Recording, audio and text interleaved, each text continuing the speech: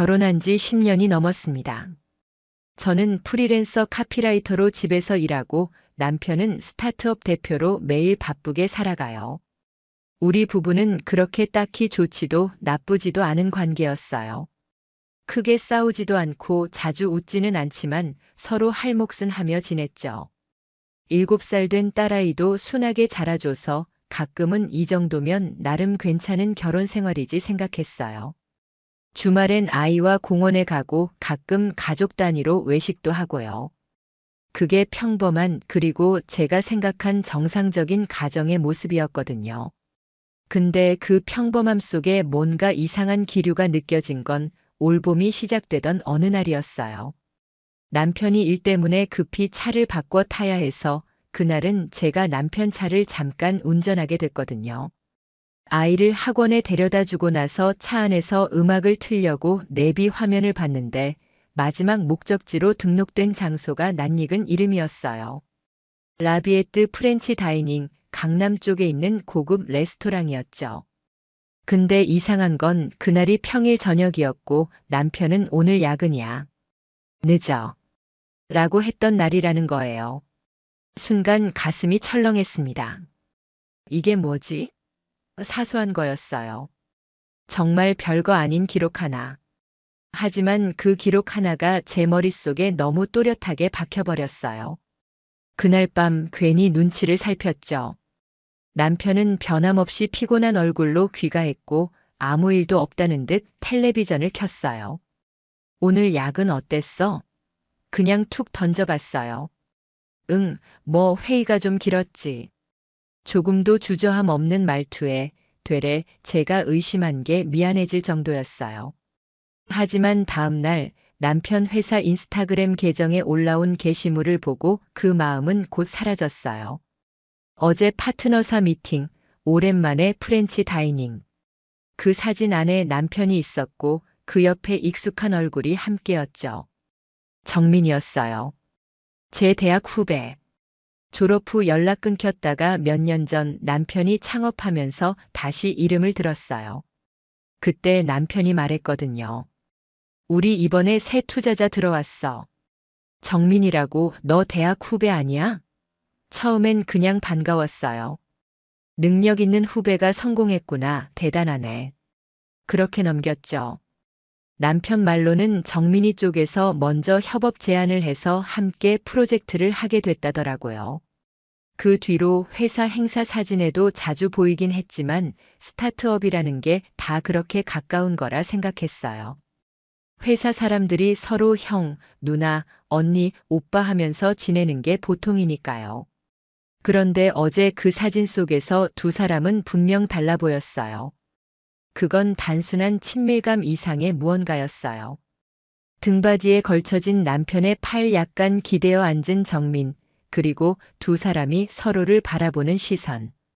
그걸 본 순간 심장이 쿵 내려앉는 느낌이었어요. 뭔가 잘못됐다는 생각이 확 밀려들더라고요. 설마 입 밖으로는 못 꺼냈지만 머릿속은 이미 수많은 가정을 하고 있었어요. 그리고 그게 저 혼자만의 착각이면 좋겠다고 진짜 간절하게 바랐어요. 그날 밤 괜히 혼잣말을 중얼거렸어요. 정민이 아직도 저런 스타일이었나 보네. 옆에 앉아있던 남편이 슬쩍 제 눈치를 보더니 대답도 안 했어요. 그때 저는 확신했어요. 그는 지금 뭔가를 숨기고 있어요.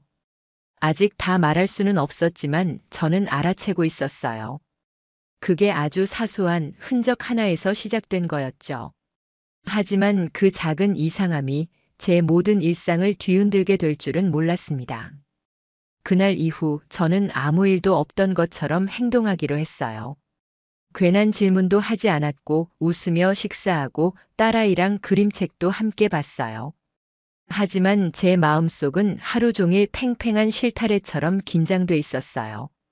남편의 눈빛, 말투, 휴대폰 보는 횟수까지 새듯 관찰하게 되더라고요. 어디 다녀오면 괜히 옷 냄새도 맡아보게 되고요. 아니라고 너무 예민한 거라고 계속 말하면서도 손끝은 떨리고 있었어요. 그러던 어느 날 우연히 남편 회사의 인스타그램 계정에서 새로운 게시물을 보게 됐어요. 제휴 미팅 후 커피 한 잔 사진엔 정민과 남편이 있었고 그들 뒤로는 스타벅스 간판이 선명했어요. 그런데 저는 그 장소를 알아봤습니다. 저도 며칠 전 그 근처에서 아이 친구 엄마랑 점심을 먹었거든요. 그곳은 남편 회사에서 꽤 떨어진 강북 한복판이었어요. 회사 미팅이라면 굳이 거기까지 갔을 이유가 없었어요. 왜 굳이 거기서 만났을까? 머릿속이 점점 복잡해졌어요. 단순한 동료 사이에선 하지 않을 선택들이 반복되고 있었어요. 그날 밤 저는 일부러 이렇게 말했어요. 정민이 요즘 스타일 많이 달라졌더라. 분위기도 그렇고 예전이랑 느낌이 완전 다르던데? 남편은 잠시 고개를 갸웃하다가 그래. 뭐, 그런가 그리고는 바로 물을 마셨어요. 대답하는데 걸리는 1초 남짓한 그 침묵. 그건 분명히 머릿속에서 무언가를 계산하고 있다는 신호였어요. 그 전엔 이런 질문을 하면 그냥 그치. 그의 요즘 방송도 나가고 그러더라. 하고 넘겼을 사람이었거든요. 그런데 이제는 조심스럽게 답하더라고요. 숨기고 있다는 뜻이죠. 남편이 잠든 뒤 저는 조용히 그의 휴대폰을 들여다봤어요. 비밀번호는 바뀌지 않았더라고요. 갤러리, 문자, 카카오톡, 별다른 흔적은 없었어요. 하지만 카카오톡 상단 고정 대화 목록 중 하나가 비어 있었어요. 프로필 사진이 없는 채팅방.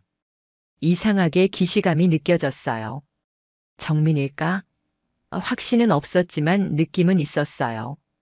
그건 그냥 감이 아니라 여자의 본능 같은 거였어요.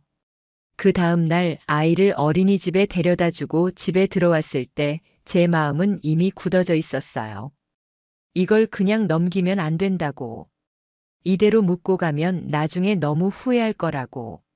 그래서 저는 정민이에 대해 알아보기 시작했어요. 그녀의 이름을 포털에 검색했고 그녀가 운영하는 벤처 회사 홈페이지에도 들어가 봤어요. 이력서처럼 적혀 있는 경력, 기사 인터뷰, 각종 출연 목록. 처음엔 화려해 보였어요. 정말 능력 있는 사람처럼 보였죠. 그런데 몇 가지 이상한 점이 눈에 띄었어요. 학력 부분에 우리 학교 이름이 있긴 했지만 졸업 연도나 학과명이 틀려 있었어요. 기사 인터뷰에선 마치 광고업계에서 수년간 일한 것처럼 이야기했지만 제가 아는 정민이는 졸업 직후 바로 다른 길로 갔던 애였거든요. 하나하나 캡처해서 정리하기 시작했어요. 이건 그냥 제 감정이 아니라 기록으로 남겨둘 일이라고 생각했거든요. 남편은 그 와중에도 여전히 태연했어요. 주말엔 우리 부모님 뵈러 갈까? 응, 그러자. 표정 하나 안 변하고 그렇게 말했죠. 그런데 그 말이 오히려 더 무섭게 느껴졌어요. 모든 걸 들킨 사람보다 아직 아무것도 들키지 않은 사람의 그 여유. 그게 저를 더 조용하게 만들었어요. 말하지 않았어요. 화내지도 않았고 울지도 않았고 따지지도 않았어요. 그냥 지켜봤습니다. 그 사람의 시선, 말투, 몸짓, 숨소리 하나까지도 모든 걸 기억하고 분석하고 정리했어요. 이건 단순한 감정 싸움이 아니었어요. 저는 이제 싸움을 준비하고 있었어요. 그날 이후 저는 남편과 정민의 관계를 아주 구체적으로 따라가기 시작했어요. 모든 건 조용하게 절대 들키지 않게. 남편은 여전히 평소처럼 행동했어요. 아침이면 피곤한 얼굴로 커피를 마시고 저녁이면 아이한테 책을 읽어주고. 하지만 저는 알고 있었어요. 그 모든 평온함 뒤에 뭔가 숨겨진 게 있다는 걸. 사람은 반복되는 행동 속에서 실수를 하게 되잖아요. 남편도 마찬가지였어요. 수요일 저녁 남편은 평소보다 40분 정도 늦게 귀가했어요. 차가 좀 막히더라고. 그 말에 저는 그저 고개만 끄덕였어요. 하지만 그날은 서울 시내 전반에 비 소식도 없었고 실시간 도로 앱엔 정체 정보도 없었어요. 대신 남편 셔츠 소매에 미세하게 남은 향수 냄새. 그건 제가 평소 사용하는 브랜드도 남편이 쓰는 것도 아니었어요. 확신은 그렇게 만들어지는 거더라고요. 하나씩 아주 작고 미세한 것들이 쌓이면서요. 저는 정민의 SNS를 집중적으로 보기 시작했어요. 거기에는 남편의 그림자가 생각보다 자주 등장하고 있었어요.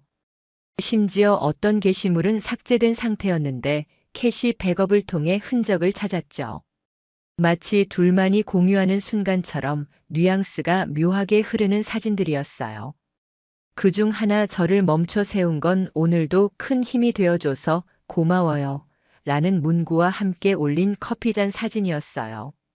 그 사진 속 커피잔, 제가 며칠 전에 남편이 가져온 텀블러랑 똑같았어요.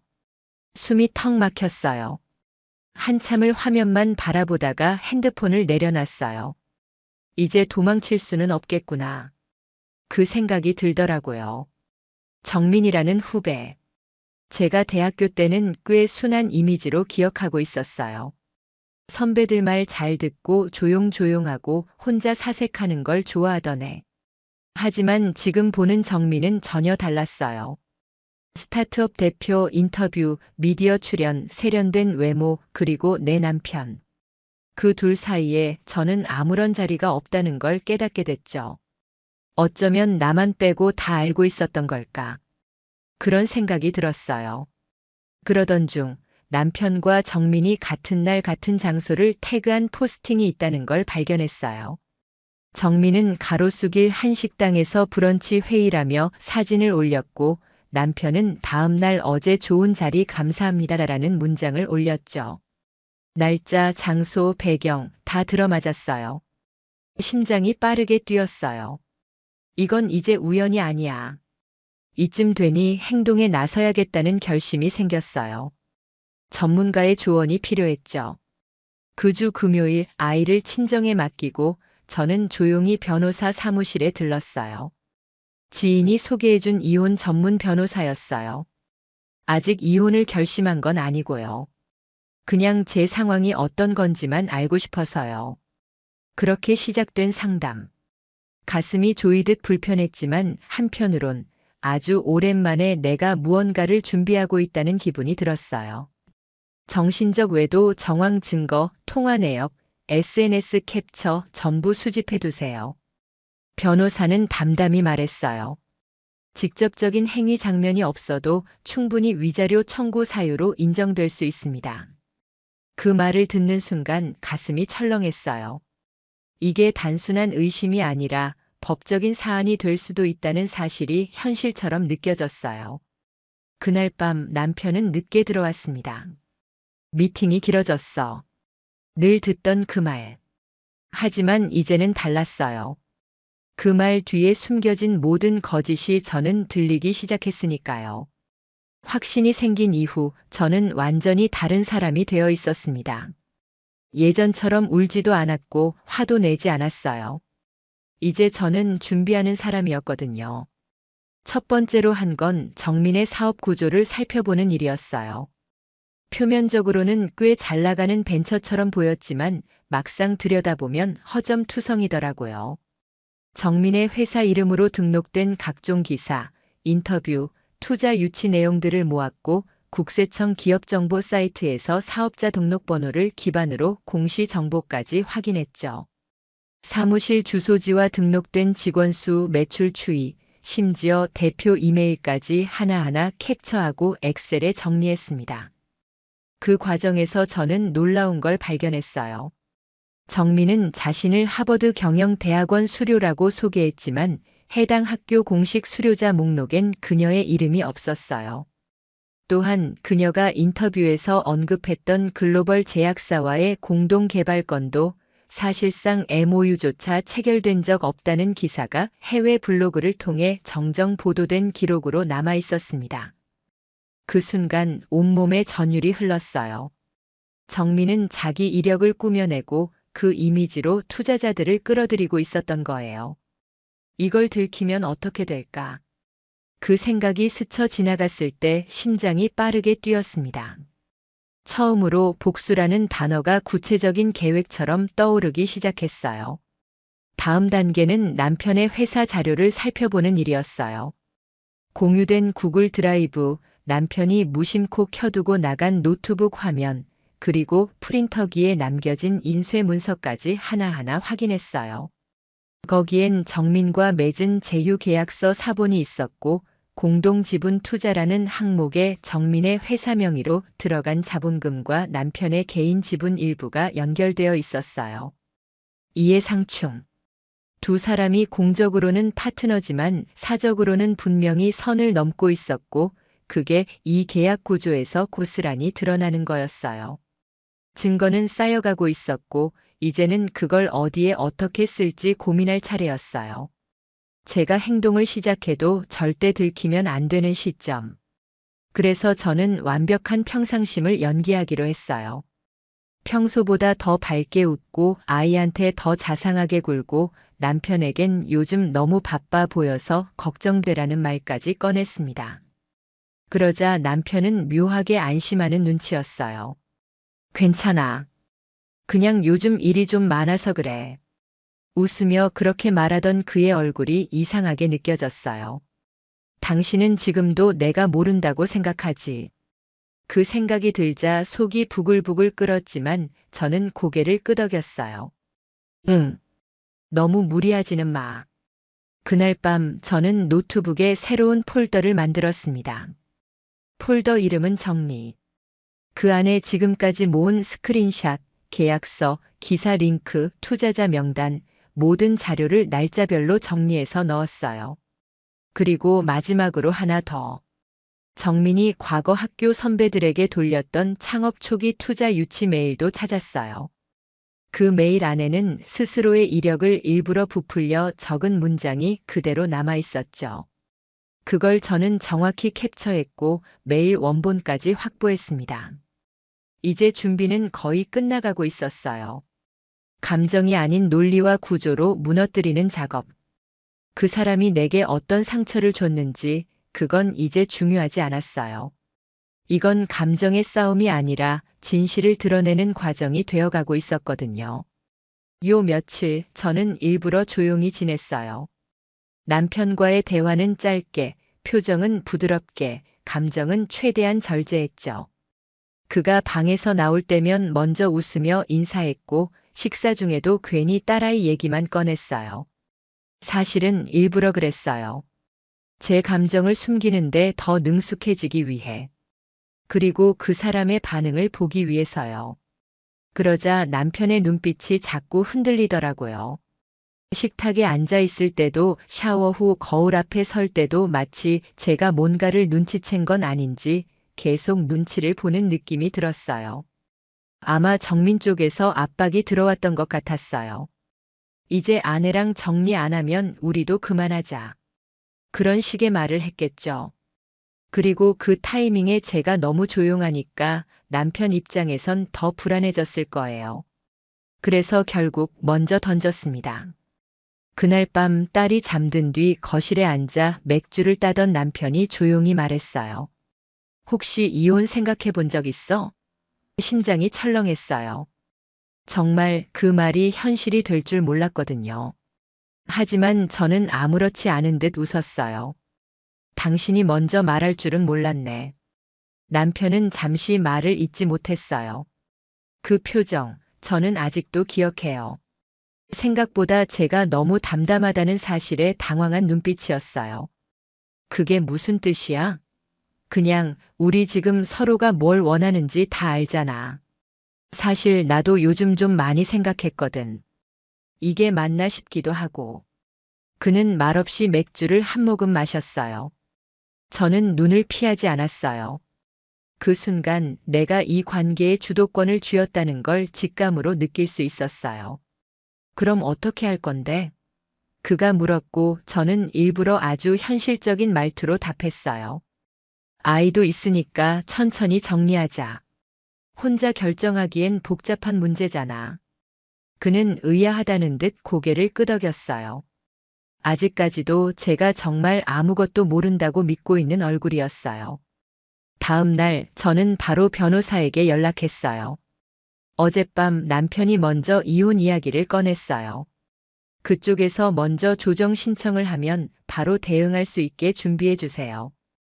변호사는 침착하게 말했어요. 이미 준비하신 자료들만으로도 유리한 상황입니다. 걱정 마세요. 그날 이후 저는 남편에게 평소보다 더 잘해줬어요. 퇴근길엔 좋아하는 맥주를 사다 놨고 아이가 아빠 품에 안겨 잘 때는 사진까지 찍어줬어요. 그게 제 방식의 연기였어요. 나는 아무것도 모른다는 완벽한 시선. 그 시선 속에서 저는 제 복수의 시간을 차곡차곡 쌓고 있었죠.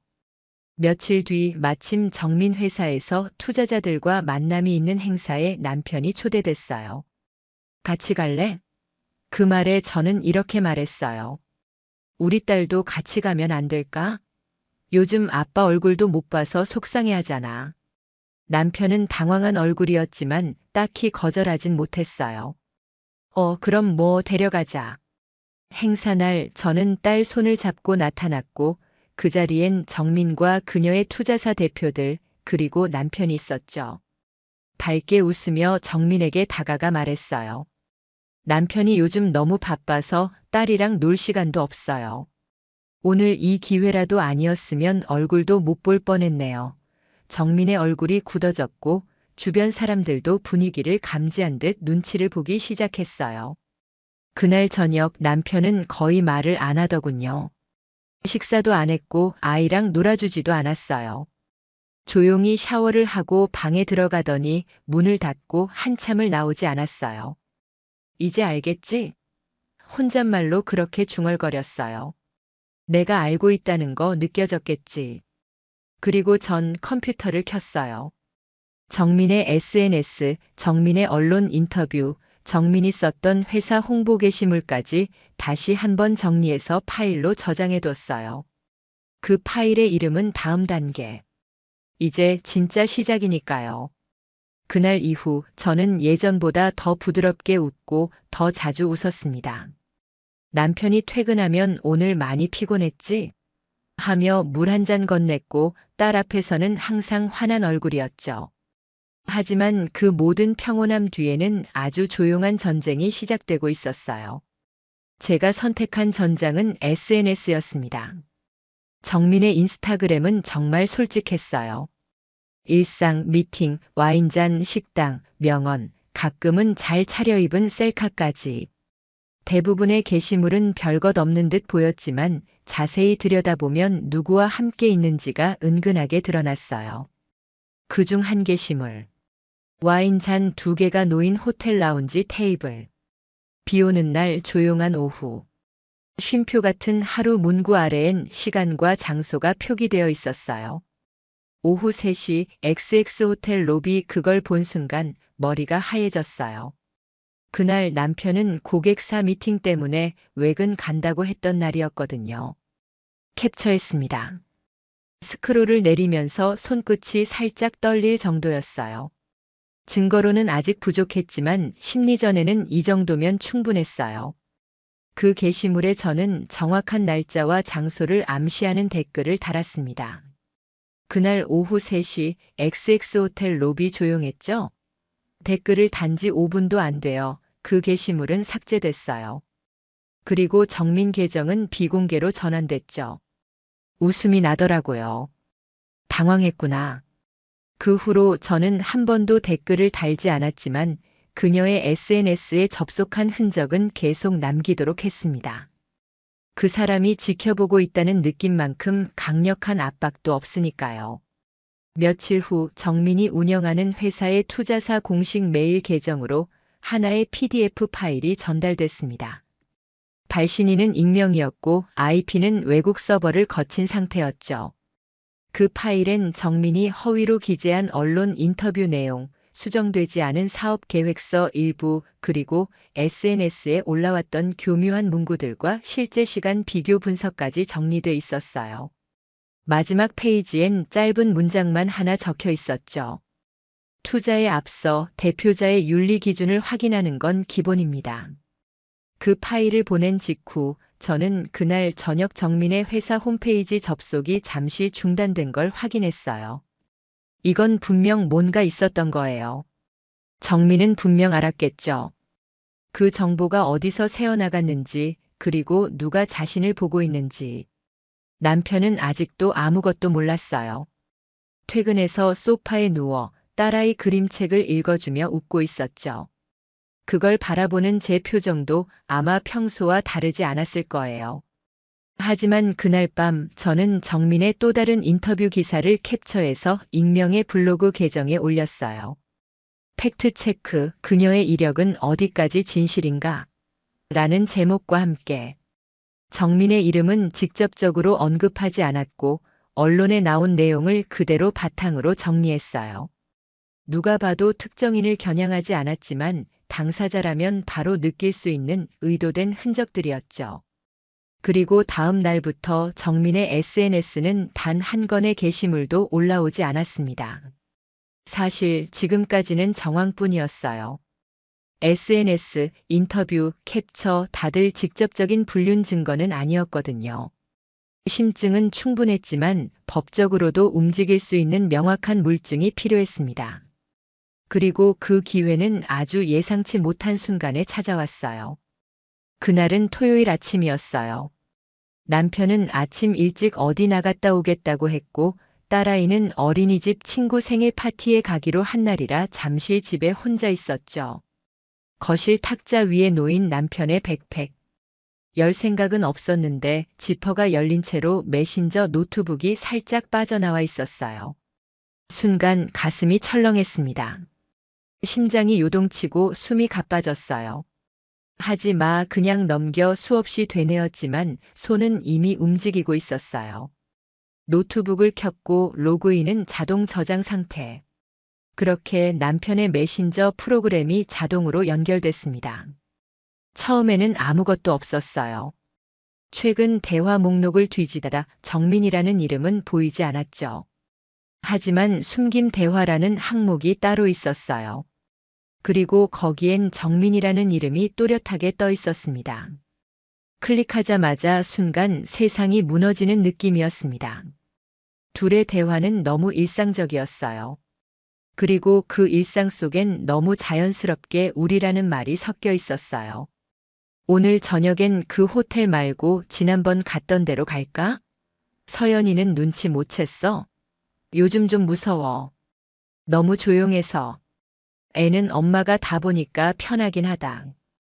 가슴이 찢어지는 아픔이 밀려왔습니다. 가만히 앉아 화면을 보는 것만으로도 숨이 턱 막히고 눈물이 핑 돌았어요. 하지만 울지 않았습니다. 저는 손끝으로 스크린샷을 찍었고 USB에 바로 저장했어요. 그뿐만이 아니었어요. 대화 내역 중엔 정민이 남편을 조롱하듯 말한 음성 파일도 포함돼 있었어요. 걘 진짜 아무것도 몰라. 그 와중에 내가 잘해주니까 또 고마워하더라니까. 불쌍해 진짜. 그 말에 숨이 막혔습니다. 목 안이 꽉 막히는 듯한 느낌. 그리고 한참을 멍하니 앉아 있었습니다. 그날 밤 저는 조용히 변호사에게 파일들을 넘겼어요. 변호사는 한 문장만 했어요. 이 정도면 끝났습니다. 그리고 그 순간부터 모든 게 다음 단계로 넘어가게 됐습니다. 며칠 뒤 남편은 느긋하게 퇴근해 거실 소파에 앉았고 저는 조용히 서류 한 장을 식탁 위에 올려놨습니다. 그는 대수롭지 않게 쳐다보다가 순간 얼굴이 굳었어요. 이게 뭐야? 이혼 조정 신청서야. 저는 차분히 말했어요. 내가 먼저 얘기 꺼냈으니까 빠르게 정리하자고. 그는 아무 말도 하지 못했어요. 시선이 바닥으로 떨어졌고 입술이 살짝 떨리더군요. 변호사랑은 이미 얘기 끝났고 재산 분할, 양육권, 위자료 문제도 다 정리되어 있어. 물론 그쪽 입장은 따로 들어보겠지만 서연아, 잠깐만. 그가 뭐라 말하려는 순간 제가 먼저 말을 끊었습니다. 정민이랑 나눈 대화들, 너희 둘이 주고받은 메신저, 그리고 정민이 나를 조롱하듯 남긴 음성 파일까지 다 가지고 있어. 남편은 입을 다물었어요. 눈빛이 흔들렸고 손끝이 미세하게 떨리고 있었습니다. 그동안 나를 무시했겠지. 아무것도 모른다고 생각했을 거야. 근데 말이야. 나는 내가 뭘 숨기고 있었는지 숨 쉬는 것처럼 다 들여다보고 있었어. 그날 밤 남편은 잠도 자지 못하고 작은 방에 앉아 꼼짝도 하지 않았습니다. 다음 날부터 공식적인 법적 절차가 시작됐습니다. 변호사는 바로 정민과 지우의 메신저 내역, 정민의 조롱 음성 파일, SNS 캡처 내용, 정민의 허위 인터뷰 정리본까지 모두 정리해 증거자료로 제출했습니다. 정민은 바로 대응해 오지 않았어요. 하지만 그녀의 변호인이 보낸 첫 공문에는 개인 간 오해로 인해 발생한 갈등이라는 문구가 있었습니다. 웃기더군요. 오해? 메신저로 내 딸을 방해물이라고 언급한 그 메시지까지 있는데 그게 오해야? 제 변호사는 정민 측의 상간자 소송 예고서도 함께 보냈습니다. 지금은 협의 단계지만 정식 소송 절차로 전환될 가능성도 열려 있습니다. 그리고 제가 준비한 또 하나의 작업이 있었습니다. 익명으로 제보한 자료 덕분에 남편이 회사 내에서 정민 측과 얽힌 이해상충 문제로 공정거래 위반 조사를 받기 시작했어요. 처음엔 남편도 대수롭지 않게 여긴 듯 했지만 며칠 지나지 않아 회사에 소문이 돌기 시작하자 급격히 말수가 줄어들더라고요. 회사에서 이상한 얘기 도는 것 같아. 남편이 중얼거렸고 저는 아무렇지 않게 말했어요. 그럴 수도 있지. 요즘 내부 제보가 워낙 많다더라. 그 말에 남편이 저를 바라봤습니다. 그 눈빛은 처음으로 의심이 섞인 눈빛이었어요. 그제야 깨달았을 겁니다. 지금 이 모든 일이 단순한 우연이 아니라는 걸. 하지만 이미 너무 늦었어요. 나는 이혼을 당하는 사람이 아니라 이 결혼을 정리하고 있는 사람이었으니까요. 이혼 소송은 조정 없이 곧바로 재판으로 넘어갔습니다. 서류가 접수되고 첫 기일이 잡히기까지 딱 3주가 걸렸어요. 그 3주 동안 남편은 눈에 띄게 초조해졌습니다. 말이 줄고 핸드폰을 들여다보는 시간이 늘어났고 심지어는 정민과도 연락을 끊은 듯 보였어요. 어느 날 밤늦게 혼잣말을 하더군요. 정민이는 왜 이렇게 잠수지? 나만 남은 건가 그 말을 듣는데 솔직히 마음 한켠이 시원하기도 했어요. 그리고 드디어 법정에 섰습니다. 양쪽 변호사가 서류를 내고 판사는 차분히 상황을 정리해 나갔어요. 처음엔 무미건조한 절차 같았지만 그날의 하이라이트는 따로 있었습니다. 저희 측 변호사가 조용히 USB 하나를 제출했습니다. 이건 원고 측이 확보한 피고와 제3자의 대화 및 음성 녹취 파일입니다. 이혼 사유 및 양육권 청구 관련 판단에 영향을 줄 수 있어 법원에 확인을 요청드립니다. 판사는 파일을 받아 컴퓨터에 연결했고 회의실 내 스피커로 짧은 음성 하나가 흘러나왔어요. 걘 진짜 아무것도 몰라. 그 와중에 내가 잘해주니까 또 고마워하더라니까? 불쌍해 진짜. 정적. 그 짧은 순간 법정 안의 공기가 완전히 얼어붙었습니다. 남편은 시선을 피했고 정민은 마치 자리를 뜨고 싶은 듯 의자에 가만히 몸을 파묻었어요. 판사는 서류를 천천히 넘겼고 저를 바라보며 이렇게 말했습니다. 자녀 양육권은 원고에게 100% 인정됩니다. 또한 피고 측의 명백한 유책 사유로 인해 위자료 지급 책임 역시 피고 측에게 전가함이 합당하다고 봅니다. 그 순간 정말 끝났다는 느낌이 들었어요. 제가 이렇게까지 오기까지 얼마나 많은 밤을 울며 버텼는지, 얼마나 참으며 웃는 척을 했는지. 이제야 모두 의미가 생겼습니다. 법정 밖으로 나왔을 때 햇살이 눈부시게 밝았어요. 그 밝음 속에서 저는 처음으로 해방이라는 단어를 떠올렸습니다. 며칠 뒤 정민 측 투자사 두 곳에서 계약 해지 공고가 떴다는 이야기를 들었어요. 한 곳은 언론에까지 노출됐고 대표 이력 및 도덕성 관련 내부 감사 착수라는 문장이 기사로 실렸죠. 남편은 새로 시작한 창업 아이템이 출범과 동시에 이해상충 문제로 언론의 주목을 받기 시작했고 첫 투자 유치는 무산됐습니다. 그 와중에 저는 딸아이와 처음으로 단둘이 제주도 여행을 다녀왔어요. 해변에서 발을 담근 채 딸이 이렇게 말하더군요. 엄마, 우리 요즘 더 자주 웃는 것 같아. 그 말에 그냥 고개만 끄덕였어요. 눈물이 나올까봐. 이건 복수가 아니었어요. 그저 진실을 하나하나 꺼내놓았을 뿐이에요. 그리고 마침내 이제는 내 인생의 방향을 내가 정할 수 있는 시간이 도착했음을 느꼈습니다. 이혼 판결이 확정되고 모든 법적 절차가 끝난 지 딱 6개월이 흘렀습니다. 그동안 저는 저만의 루틴을 다시 만들었어요. 아침엔 아이와 산책을 하고 오후엔 글을 쓰거나 상담 공부를 했습니다. 그리고 어느 날 한 지인이 저에게 제안을 했어요. 서연 씨, 혹시 유튜브 채널 출연해 볼 생각 없어요? 가정법률 상담 콘텐츠인데 실사례를 바탕으로 이야기하는 포맷이에요. 딱 서연 씨 같은 분이 필요하거든요. 처음엔 망설였어요. 하지만 곰곰이 생각해 봤죠. 이 경험이 나만의 아픔으로 끝나는 건 너무 허무하지 않을까? 그래서 저는 출연을 수락했습니다. 첫 녹화날 카메라 앞에 앉으니 묘하게 떨리더라고요. 그날 제가 처음으로 꺼낸 말은 이거였습니다. 저는 복수를 하지 않았습니다. 다만 진실을 하나씩 꺼내놨을 뿐이에요. 그 결과가 이렇게 된 거죠.